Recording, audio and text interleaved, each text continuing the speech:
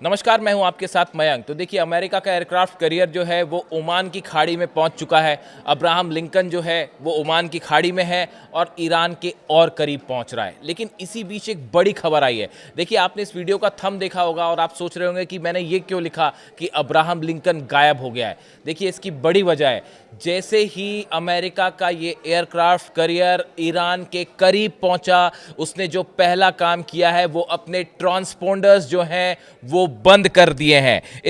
ये कहलाता है AIS, यानी ऑटोमेटिक आइडेंटिफिकेशन सिस्टम। अपने ट्रांसपोंडर्स बंद करने के बाद अब इस एयरक्राफ्ट कैरियर को किसी भी तरह से रडार पर पकड़ना मुश्किल होगा, उसे ट्रैक करना मुश्किल होगा और इसीलिए ये भी कहा जा रहा है कि अब ये गायब हो चुका है। देखिए, मैं आपको जो खबरें छप रही हैं पहले वो पढ़ के बताऊं।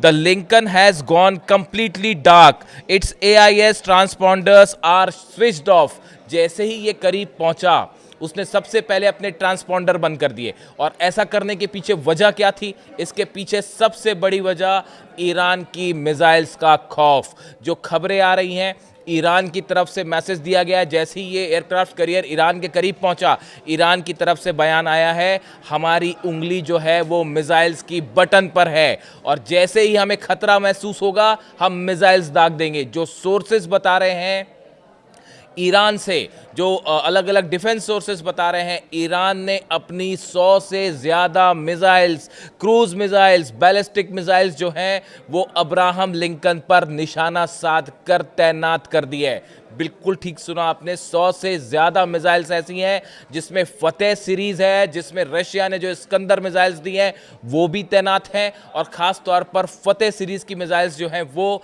तैनात कर दी गई हैं इस अब्राहम लिंकन एयरक्राफ्ट कैरियर पर निशाना साधते हुए। और ईरान की तरफ से कहा गया है, आपकी तरफ से अगर जरा भी हमला हुआ या हमें खतरा भी महसूस हुआ, उंगली जो है वो बटन पर है, तुरंत दबा दी जाएगी। अब देखिए, पहले हमको ये समझना पड़ेगा कि अब्राहम लिंकन के यहाँ करीब ईरान के पहुँचने के बाद अगले 48 घंटे क्यों अहम हो जाते हैं। ये बताया गया कि डोनाल्ड ट्रंप पहले हमला करना चाह रहे थे इस बात को लेकर कि ईरान का जो प्रदर्शन हो रहे हैं, इसी बीच वो स्ट्राइक करना चाह रहे थे, लेकिन उस समय एयरक्राफ्ट कैरियर आसपास नहीं था और आखिरी समय पे डोनाल्ड ट्रंप को इस मिशन को छोड़ना पड़ा, क्योंकि ईरान की तरफ से जब मिसाइल्स फायर की जाती तो उसे झेलने के लिए ना तो अरेबियन कंट्रीज तैयार थी, ना इसराइल तैयार था और अमेरिका के जो जितने बेसिस हैं वहाँ पर भी भारी तबाही मच सकती थी। यानी अमेरिकन फोर्सेस जितनी चाहिए ईरान का मुकाबला करने के लिए वो तैयार नहीं थी, वो तैनात नहीं थी। इसीलिए अब्राहम लिंकन को साउथ चाइना सी से ईरान के करीब बुलाया गया। इसमें 90 से ज़्यादा फाइटर जेट्स हैं, जिसमें F-35 जेट्स हैं, F-16 जेट्स हैं। इसके साथ कई सारे छोटे वॉरशिप्स जो हैं वो इसके साथ साथ चलते हैं, सबमरीन्स जो हैं वो इसके साथ चलती हैं, डिस्ट्रॉयर साथ चलते हैं। इसमें टॉम हॉक मिसाइल्स हैं। यानी ये एक अपने आप में एक जंग का मैदान समझिए, जिससे किसी भी देश पर कभी भी हमला हो सकता है। अब सवाल ये है कि क्या डोनाल्ड ट्रंप ईरान पर हमला करेंगे। देखिए, कल डेवोस में जब सम्मेलन हुआ, उसके बाद से जब वो वापस आ रहे थे तो उस समय उनसे पूछा गया, डेवोस में भी पूछा गया और वापस आने पे भी एयरफोर्स 1 में उनसे पूछा गया कि भाई क्या आप ईरान पर हमला करने जा रहे हैं, आपका एयरक्राफ्ट कैरियर तो पहुंच गया है, अब क्या। डोनाल्ड ट्रंप ने क्या जवाब दिया, पहले इसको समझिए। उन्होंने कहा, we are watching Iran, we have a big force going towards Iran. उन्होंने कहा, हम ईरान पर नजरें रखे हुए हैं, हमारी बड़ी सेना जो है ईरान की तरफ बढ़ रही है। We have a lot of ships going that direction, just in case we have a big flotilla going in that direction and we will see what happens. उन्होंने कहा, हमारे बड़े जहाज जो हैं वो ईरान की तरफ आगे बढ़ गए हैं और हम नजरें बनाए हुए हैं, हम आगे देखते हैं कि हमें क्या करना है। दे कांट डू द न्यूक्लियर। इसके पहले डोनाल्ड ट्रंप की तरफ से एक और इंटरेस्टिंग बयान आया था। उन्होंने कहा था, दे कांट डू, ईरान के लिए कहा था, they can't do nuclear, if they do it's going to happen again. उन्होंने डेवोस में ये बात कही थी कि अगर ईरान ने अपना न्यूक्लियर प्रोग्राम आगे बढ़ाया तो फिर वही होगा जो पिछली बार हुआ था। यानी उनका इशारा था कि जिस तरह से ईरान के परमाणु ठिकानों पर हमले किए गए थे। यानी डोनाल्ड ट्रंप के आप अगर बयान समझें, देखिए दो बातें हैं। पहली बात तो यह है कि एयरक्राफ्ट कैरियर वहां पहुंच गया है, और इसमें भी कोई शक नहीं है कि बड़ा मिलिट्री बिल्डअप कर लिया है अमेरिका ने पिछले 7-8 दिनों में। जॉर्डन में फाइटर जेट्स है, मैंने आपको बताया, डिएगो गार्सिया में जो है वो फाइटर जेट्स F-35 जेट्स जो हैं वो पहुंचने शुरू हो गए हैं। और कई अरेबियन कंट्रीज़ हैं जिनके बेसिस पे, हालांकि इसमें सऊदी, ऐसा बताया जा रहा है कि अल उदैद बेस यानी कतर से, सऊदी से, यहाँ से स्ट्राइक नहीं होगी इस बार ईरान पर, क्योंकि ईरान अगर रिटेलिएट करता है तो इन कंट्रीज़ को खतरा है इस लिहाज से।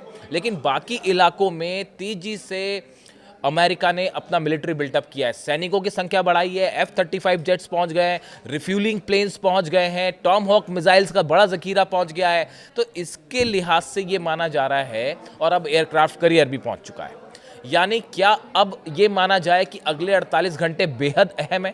लेकिन आप अगर मतलब जहां तक मैं समझ पा रहा हूं चीज़ों को, ये डोनाल्ड ट्रंप के आप ये बयान देखिए जो उन्होंने डेवोस में दिए या वहां से वापस आते हुए एयरफोर्स वन में दिए हैं, ऐसा लगता है कि अभी तक डोनाल्ड ट्रंप इस बात को लेकर फैसला नहीं कर पाए हैं कि ईरान पे हमला किया जाए या ना किया जाए। देखिए ये बयान, मतलब ये मेरी पर्सनल ओपिनियन है मेरा ये, कि ऐसा लगता है उनके बयानों को देख के कि अभी तक वो ये फैसला नहीं कर पाए हैं कि हमला किया जाए या ना किया जाए। और इसकी सबसे बड़ी वजह है ईरान इस बार बड़ा रिटेलिएशन करने के लिए तैयार है। अगर ईरान पर जरा भी आपने हमला किया, अगर उस पर एक भी मिसाइल फायर हुई, इसका नतीजा ये होगा, मैं अगेन फिर से रिपीट कर रहा हूँ, 700 खैबर मिसाइल्स जो हैं वो ईरान के बॉर्डर पर तैनात हैं।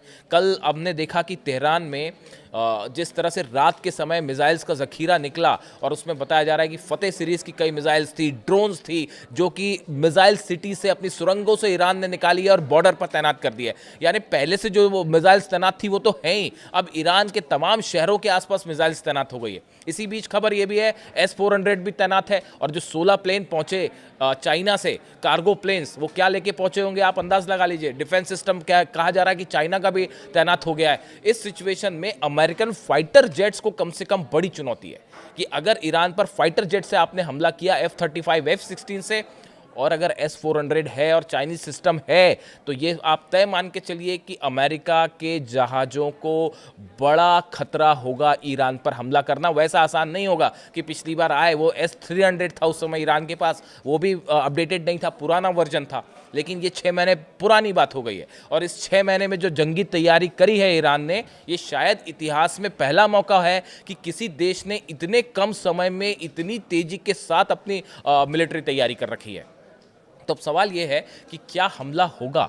देखिए, एयरक्राफ्ट कैरियर वहाँ पहुँचाने का जो मुख्य मकसद है, वो अमेरिका का शुरू से जो मेन मकसद है, वो देखिए ईरान में सत्ता परिवर्तन करना है। अली खामेनी साहब को सत्ता से हटाना मुख्य मकसद है।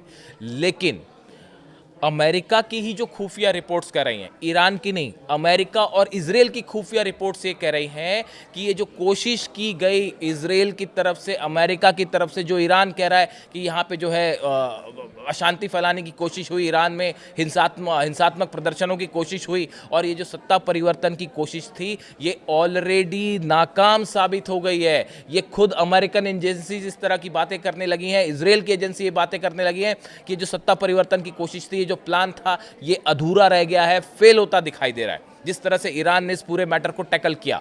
और इस बीच में अगर आप हमला करते भी हैं तो भी ईरान में सत्ता परिवर्तन बेहद मुश्किल होगा, इम्पॉसिबल होगा, क्योंकि ईरान वेनेजुएला तो है नहीं, बड़ा रिटेलिएशन होगा। जितने अमेरिकन बेसेस हैं उन पर हमले होंगे, साथ ही जो हैं वो अमेरिका के साथ नहीं है। सऊदी और कतर जैसे देशों ने ये कह दिया कि भाई आप हमारे बेस का इस्तेमाल मत करिए वरना हमारे यहाँ मिसाइल्स गिरेंगी, तो उसको लेके एक अलग समस्या खड़ी हुई है। इजराइल जो है वो थर्ड सिस्टम, अब इजराइल पहुंच रहे हैं, इजराइल के पास जो है वो डिफेंस सिस्टम्स नहीं है ईरान की मिसाइल्स रोकने को लेकर। और इसी बीच अब्बास अराक्ची जो विदेश मंत्री हैं, उनका भी कल बयान आया। जब डोनाल्ड ट्रंप ने डेवोस से बयान दिया तो इन्होंने जो है, इनकी तरफ से भी बयान आया। Iran's foreign minister Abbas Araghchi has issued a stern warning to the United States saying Iran would fire back with everything we have. उन्होंने कहा आपने अगर हम पे हमला किया तो हम अपनी पूरी ताकत के साथ, हमारे पास जो भी हथियार हैं, सबसे हम करारा जवाब देंगे। यानी ईरान इस बार वो करने को तैयार है जो शायद आपने पहले कभी नहीं दिखा होगा। और इसीलिए कहा गया कि हमारी उंगली जो है वो इस बार ट्रिगर पर है, आपके अब्राहम लिंकन ने ज़रा भी हरकत की वहाँ तो यहाँ से सीधा बटन दबेगी। और ये खबरें हैं ही कि 100 से ज़्यादा मिसाइल्स जो हैं वो अब्राहम लिंकन को लेकर तैनात हैं, पर को निशाने पर जो है साध कर रेडी कर ली गई। इसी बीच देखिए कि बड़ी खबर भी है कि ब्रिक्स देशों की अभी हाल ही में जो है दक्षिण अफ्रीका में केप टाउन के पास जो है समुद्र में नेवी ड्रिल हुई बड़ी, इस वजह से कई चाइना और रशिया के शिप्स भी वहाँ गए थे, अब वो भी वापस लौट रहे हैं और सबके सब अब्राहम लिंकन के आसपास हैं। तो ये भी एक बड़ा इंटरेस्टिंग है, अगर आप मैरीटाइम न्यूज़ में इंटरेस्ट रखते हैं और आप पढ़ेंगे तो ओमान की खाड़ी के आसपास जो है वो चाइना के भी कई वॉरशिप है और रूस के भी वॉरशिप है जो वापस आ रहे हैं दक्षिण अफ्रीका से। अब सब देख रहे हैं कि भाई ये जो है एयरक्राफ्ट कैरियर इनका जो है अब्राहम लिंकन यहाँ मौजूद है। तो भले अब अब्राहम लिंकन वहाँ पहुँच गया हो, लेकिन अभी तक एज ऑफ नाउ अभी लगता है कि ये ट्रंप अभी तक ये फैसला नहीं कर पाए हैं, क्योंकि ईरान इस बार वो करने को तैयार है जो शायद पहले कभी नहीं हुआ। और इसी बीच एक बड़ी नज़र मैं फिर से रिपीट करता हूँ, डिएगो गार्सिया में क्या B-2 बॉम्बर्स पहुंच रहे हैं, इसकी अभी तक कोई खबर नहीं है। इस पर नज़र बनाए रखिएगा, क्योंकि ऐसा लगता है कि ईरान पर अगर हमला होगा एक बार फिर, जो दूसरा ऑप्शन ईरान के एडमिनिस्ट्रेशन ने या ईरान की सेना ने दिया है डोनाल्ड ट्रंप को कि आप एक फुल फ्लेजेड वॉर मत करिए वरना रशिया और चाइना इन्वॉल्व हो गए तो मुश्किल हो जाएगी। तो आप क्या करिए, आप लिमिटेड स्ट्राइक करिए। अगर ईरान परमाणु कार्यक्रम, देखिए असल मुद्दा परमाणु कार्यक्रम है, पहला रिजिम चेंज वो हो नहीं सकता। अब परमाणु कार्यक्रम तो चल ही रहा है, ईरान रोकने को तैयार नहीं है, उसके लिए रोकना तो छोड़िए। और कल भूकंप आया वहाँ पे, आपने देखी होगी खबरें, कल ईरान में जो है वो फिर साफ भूकंप आ गया। और वो भूकंप आया 4 पॉइंट कुछ का, और फिर जैसे ही वो भूकंप आया, वो एक न्यूक्लियर रिएक्टर है उसके पास जो है भूकंप आ गया। और उसके बाद फिर खबरें चल पड़ी यूरोप में और अमेरिका में कि अरे भाई कहीं न्यूक्लियर टेस्ट तो नहीं हो गया, कहीं न्यूक्लियर टेस्ट तो नहीं हो गया। यानी ईरान के न्यूक्लियर बम का इतना खौफ और इसकी इतनी चर्चा कि क्या बताया जाए। तो इस बीच में अब्राहम लिंकन भले वहाँ पहुँच गया हो, लेकिन अब्राहम लिंकन के लिए इतना आसान नहीं है इस बार की हमला करना। और अगर हमला होता है और ये एक ऑल आउट वॉर की तरफ मामला बढ़ गया तो इसमें सबसे ज़्यादा नुकसान किसी को होगा तो वो इजराइल को होगा। अब इससे जुड़ा जो भी अपडेट है वो आप तक पहुँचाएंगे। एयरक्राफ्ट कैरियर वहाँ पहुँच गया है, इससे जुड़ी जो भी जानकारी होगी, अगला कदम क्या अमेरिका का होता है, हमारी नज़र है, जो भी खबर होगी आप तक पहुँचाएंगे। Thank you so much.